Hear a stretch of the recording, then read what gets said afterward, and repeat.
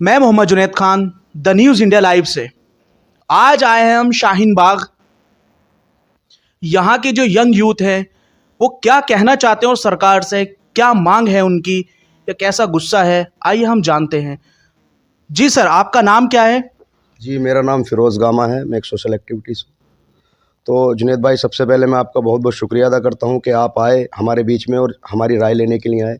देखिए, पिछले कई सालों से देश का जो माहौल क्रिएट किया जा रहा है, 2014 से पहले देश के अंदर बहुत अमन व चैन था, ना महंगाई थी, ना भ्रष्टाचार था।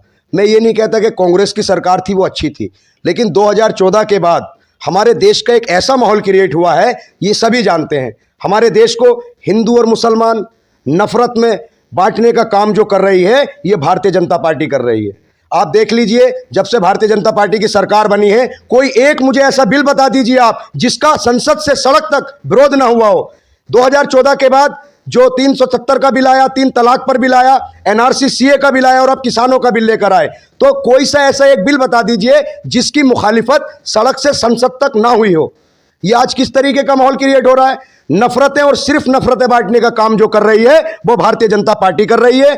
और जिस तरीके से पिछले 6 सालों में मॉब लिंचिंग के नाम पर, धर्म के नाम पर, जात के नाम पर, ऊंच नीच के नाम पर और भेदभाव के नाम पर जो देखा गया है, वो आप सभी देखते हैं, मैं भी देख रहा हूं, पूरा देश देख रहा है, आप भी देख रहे हैं। तो किस तरीके से जो तांडव हुए हैं, जो नंगा नाच हुआ है, वो पूरा मुल्क देख रहा है। आज महंगाई कहां पर पहुंच गई, आज भ्रष्टाचार किस सीमा पर है। लोग पुलिस कस्टडी में, उत्तर प्रदेश के अंदर अकेले लगभग 500 लोगों की ज्यादा मौत हो चुकी है। तो ये कौन सा प्रशासन है, कौन सा सबका साथ है, कौन सा सबका विकास है? सिर्फ और सिर्फ नफरत और जहर आजकल लोगों के माइंड में फैला दिया है, चाहे वो किसी भी मसले पे हो, सिर्फ और सिर्फ नफरत की बात करते हैं। तो हम ये चाहते हैं हिंदुस्तान की आवाम से, पूरा देश, पूरा मुल्क सोच और समझकर फैसला करें, इन नेताओं की बातों में ना आकर अपने आपसी भाईचारे को खराब ना करें। यह देश सबका है, यह देश आपका भी है, यह देश मेरा भी है और यह देश 123 करोड़ देशवासियों का देश। आपका मतलब है, कहने का मतलब है, ये जो जितने भी मतलब मॉब लिंचिंग हो रही है, सारी चीज आपका कहने का मतलब ये गवर्नमेंट करा रही है? देखिए, ऐसा होता है, एक तरफ मैं आपको एक बता देना चाहूंगा, दिल्ली के अंदर केजरीवाल जी की सरकार है। मैं विज्ञापन देखता रहता हूं कि केजरीवाल जी ने 1 लाख कैमरे दिल्ली के अंदर लगाए। ठीक है, मैं मानता हूं 1 लाख कैमरे लगाए जिससे उसमें पता चले कौन क्राइम करता है। मैं पूछना चाहता हूं सीधा और सीधा सवाल आम आदमी पार्टी के नेता अमानतुल्लाह खान से, अरविंद केजरीवाल से और जो बल्ली मरान से इमरान हुसैन मिनिस्टर हैं, क्या मुझे इस बात का जवाब दीजिए, जो दिल्ली में दंगा, क्या उन 1 लाख कैमरों में सिर्फ और सिर्फ शाहरुख पठान की ही तस्वीर आई थी? एक तरफ शाहरुख पठान रिवॉल्वर लिए खड़ा, ठीक है, उसने क्राइम किया, हम मानते हैं वो मुजरिम है, उसको सख्त से सख्त सजा मिलनी चाहिए। तो एक तरफ जामिया में राम भक्त गोपाल ठीक उसी एंगल से पिस्टल लहरा रहा है, उसको 2 दिन में बेल, शाहरुख पठान को जेल, आज तक उसकी बेल नहीं हो पाई। तो ये कौन सा कानून है, कौन सा संविधान है? ये हमारा देश संविधान से चलेगा, ना कि भारतीय जनता पार्टी, ना कि कांग्रेस पार्टी। ये देश जो चलेगा संविधान से चलेगा। हमारा देश एक है, संविधान एक है। अगर हमें भारत को अखंड भारत बनाना है तो हमें सबको मिलजुल कर, सबको साथ लेकर चलना पड़ेगा। बातों में नहीं, विज्ञापनों में नहीं, सबका साथ सबका विकास। विकास और साथ जमीनी स्तर पर होना चाहिए ताकि लोगों को रोजगार मिल सके, लोगों को आपसी भाईचारा बढ़ सके। और हमारा देश, अगर हमें विश्व गुरु बनाना है, अखंड भारत बनाना है, तो हमें सबको साथ लेकर चलना होगा। देखिए, आप सब देख रहे हैं कि हमारे जो एक यंग यूथ है कितने गुस्से में है हमारी गवर्नमेंट से। हमारी पता नहीं गवर्नमेंट कहाँ सो गई है, क्या चाह रही है। कम से कम एक हक का फैसला तो उठाए या सबका साथ तो दे।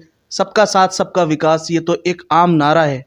जो पब्लिक है, अगर एक हमारी गवर्नमेंट अगर उसके दिलों को नहीं जान सकती तो फिर क्या जानेगी? ये पहला मामला नहीं है जो गोडसे को फॉलो करने, गोडसे जिंदाबाद और गांधी मुर्दाबाद। अलीगढ़ के अंदर अभी 2 साल पहले गांधी जी की तस्वीर पर गोलियां मार दी जाती हैं और गोडसे की पूजा की जाती है। सावरकर को वीर कहा जाता है, उसको वीर कहा जाता है जो अंग्रेजों से 42 रुपये महीने का पेंशन आता था और उसने कई बार माफी मांगी है, कई बार जिक्र है। आप संविधान, आप इतिहास उठाकर देखिए कि किस तरीके से ऐसे लोगों को वीर कहा गया है। और उस गांधी को जिसने कश्मीर से कन्याकुमारी तक, जिसने बिहार से लेकर बंगाल तक पूरे हिंदुस्तान, आज उसी गांधी के फोटो पर ये गोडसेवादी लोग गोलियां मारते हैं। तो किस दिशा में देश जा रहा है, ये आप और मैं अच्छी तरीके से देख रहे हैं। अगर हमें देश को इन पाखंडवादियों से बचाना है, देश को अखंड भारत और हमें विश्व गुरु बनाना है, तो हमें देश के अंदर ऐसे लोगों को हटाना होगा जो धर्म के नाम पर, जात के नाम पर, ऊंच नीच के नाम पर जो राजनीति करते हैं। देखिए कंगना रनावत ने ये कहा कि आज़ादी के नारे जेएनयू में लगते हैं, जेएनयू में लगते हैं, शाहीन बाग में लगे, बहुत सी जगह आज़ादी के नारे लगे। तो वहाँ पर आज़ादी के नारे किस प्रकार से लगते हैं, आप उनको फॉलो कीजिए।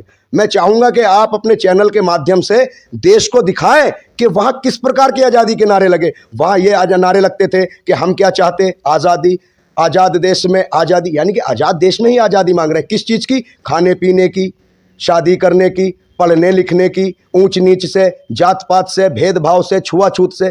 तो इस प्रकार की जो आज़ादी की मांग हुई है, ये नहीं हुई कि हमें देश हमारा गुलाम है।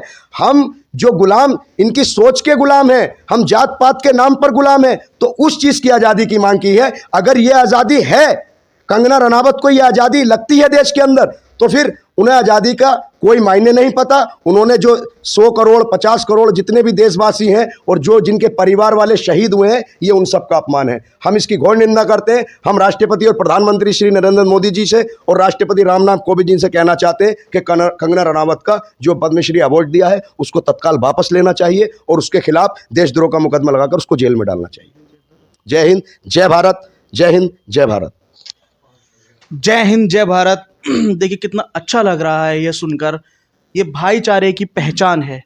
मैं द न्यूज़ इंडिया लाइव से मोहम्मद जुनैद। जय हिंद।